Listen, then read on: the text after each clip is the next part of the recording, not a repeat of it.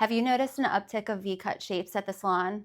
I have, either because my clients want more drama around the face and maintain their length, of course, or there was a big mishap at home.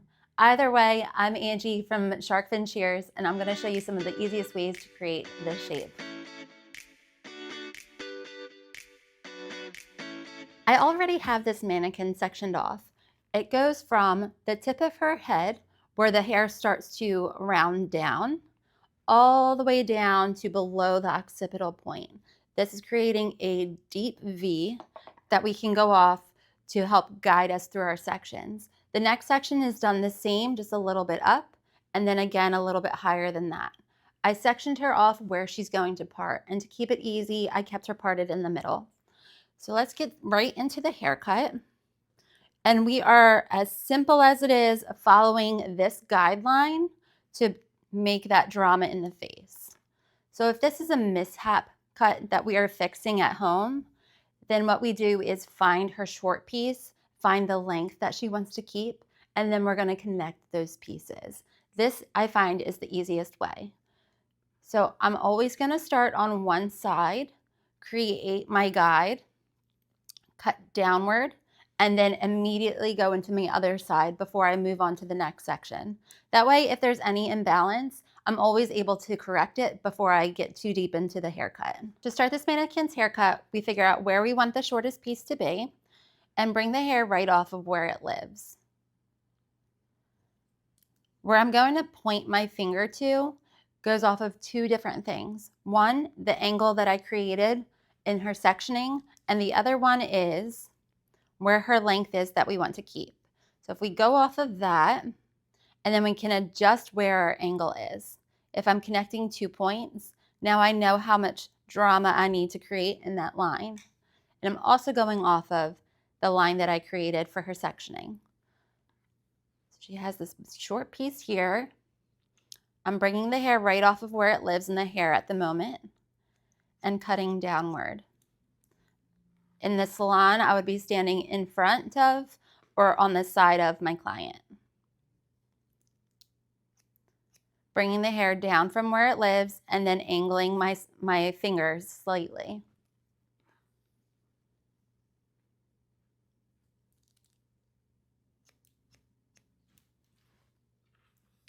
Working our way through.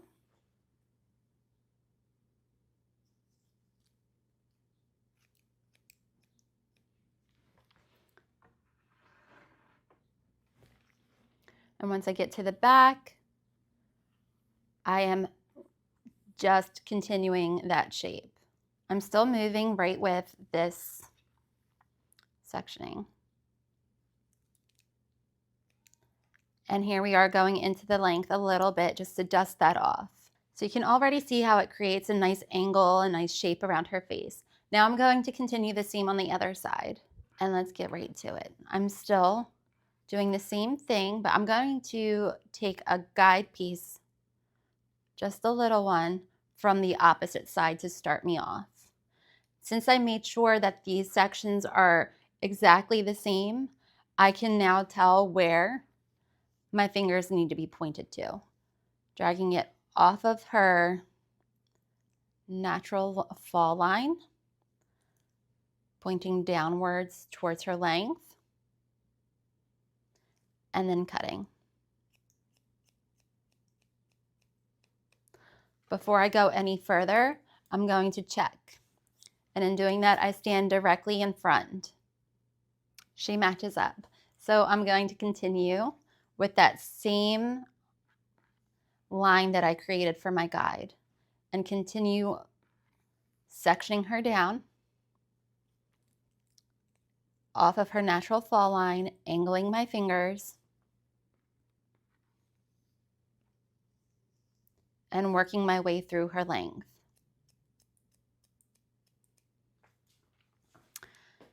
Now, if our client had extremely long hair, what we would do is the same sectioning, but instead of following with the lines, we might want to start over directing towards the front. That way we can still cascade down, walking the hair through, but we'll be walking a little bit longer down. Now that both sides are done, I'm going to go in and I'm checking every piece to make sure my angle was exactly the same. And the cool thing is, with sectioning like this, most of the time we can be pretty spot on. Great. Now let's drop down our next section and repeat. Do the same thing right at the natural fall of the hair. Natural fall. I see my guide. And that's why we want to do these subsections also, so we can see our guide easily and have to worry a little bit less about mishaps that might happen during this cut.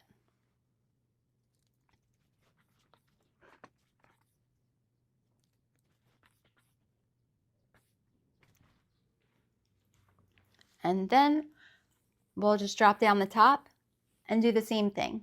This hair naturally wants to fall this way, and that's where I'm going to start. This top section.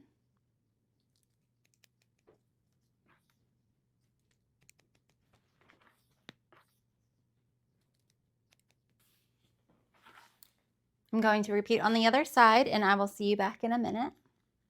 One thing I did want to point out is as I get down to this bottom section here, even though I'm all the way at the top, I'm still over directing that this way,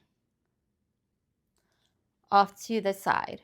This is going to help create layers in the back and make sure that that V-cut shape is still there when she bends forward, which is one of the nice things that they love to see with this cut.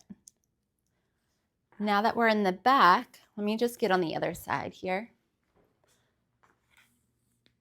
If we didn't touch any of the length, this is where we can go in and refine. Sectioning off the front hairline from the ears forward, moving this back, and seeing if there's any straggles, we can grab that.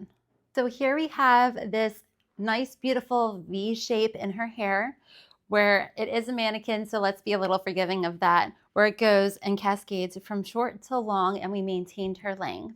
Now let's show the front off a little bit.